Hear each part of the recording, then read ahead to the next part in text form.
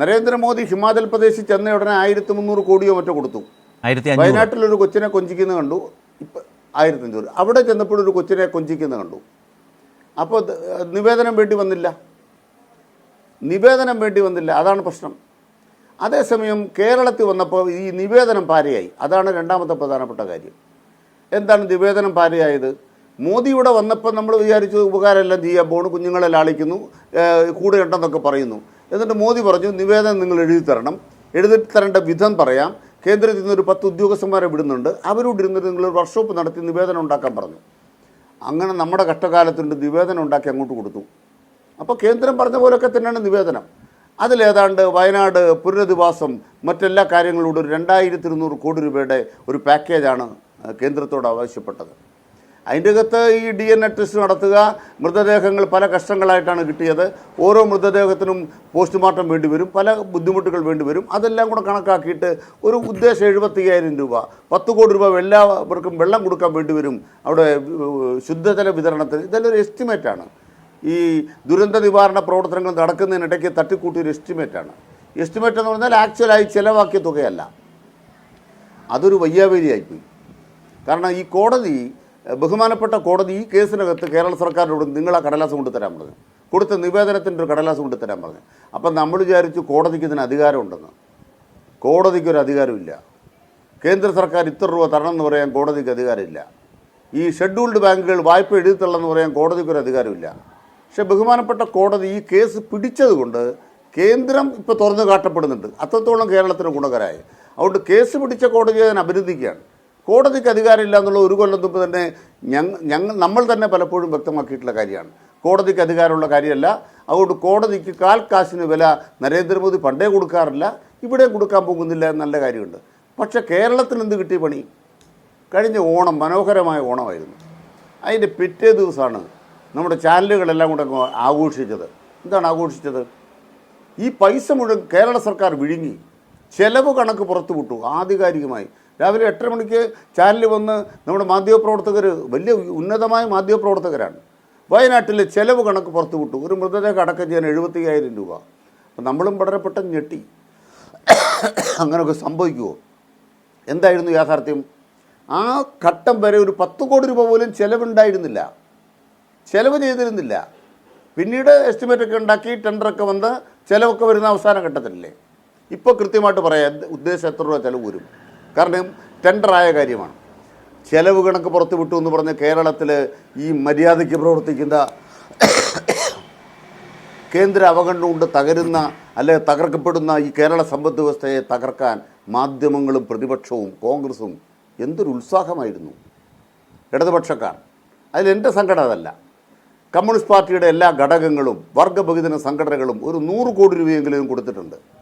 DYFക്കാർ 20 കോടി പിരിച്ചു കൊടുത്ത വേറെയുണ്ട്. ഒരു 100 കോടി രൂപയെങ്കിൽ CPIയുടെ സമ്മേളനം നടക്കുക. CPIയുടെ സംസ്ഥാന കമ്മിറ്റി 1 കോടി രൂപ വിനോദ് വിശ്വം മുഖ്യമന്ത്രിക്ക് കൈമാറി. കേരളത്തിലെ കോൺഗ്രസ്സുകാർ 1 രൂപ കൊടുത്തോ? KPCC കൊടുത്തോ? UDF കൊടുത്തോ? സംഘപരിവാർ കൊടുത്തോ? അവരിപ്പോൾ എല്ലാവരും കണക്ക് ചോദിച്ചുകൊണ്ടിരിക്കുകയാണ്. നിങ്ങളുടെ 775 കോടി രൂപയുടെ കണക്ക് വെക്ക്. പിണറായി അത് മുക്കിയിരിക്കുന്നു. പിണറായിയുടെ മരുമകൻ ആ പൈസ കൊണ്ടുപോയി. ഇതെല്ലാം നവമാധ്യമങ്ങളിൽ കാണുന്ന കള്ളക്കഥയാണ്. ഏത് പൈസയാണ് വീട്ടിൽ കൊണ്ടുപോയത്? ഇതെല്ലാം അക്കൗണ്ടിൽ കിടക്കുന്നില്ലേ?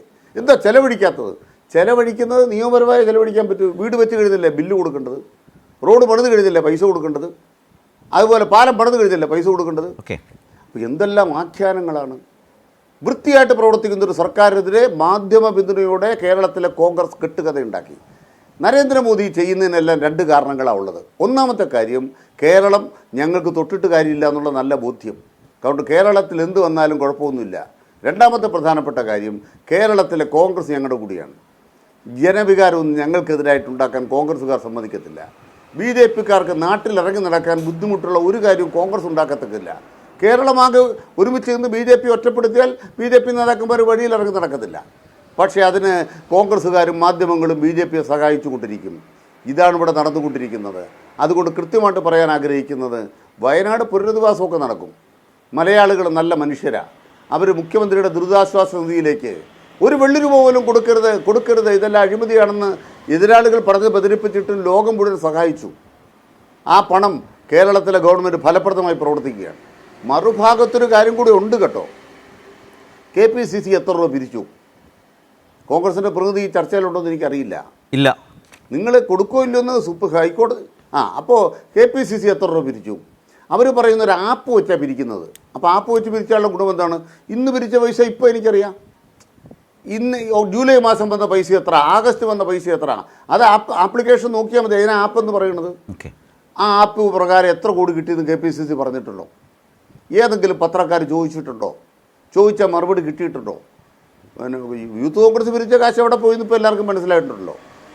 അത് വയനാട്ടിലെ ദുരിതാശ്വാസമല്ല, വേറെ ചില ആശ്വാസങ്ങൾക്ക് ചെലവഴിച്ചത് സംസ്ഥാനം വിട്ടാണ് വന്നത് എന്ന കാര്യമൊക്കെ വ്യക്തമായിട്ടുണ്ട്.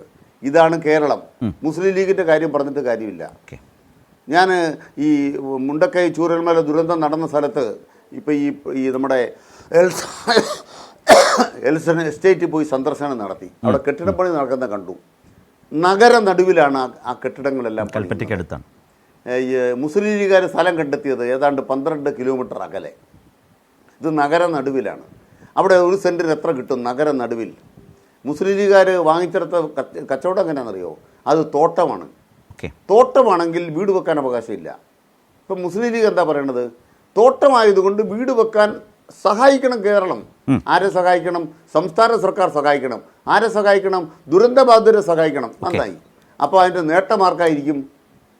ഇതാണ് ഇവിടെ സംഭവിച്ചുകൊണ്ടിരിക്കുന്നത്. ഇതെല്ലാം തുറന്നു കാട്ടപ്പെട്ടിരിക്കുന്നു. അതാണ് ഇന്നത്തെ പുതിയ സാഹചര്യം.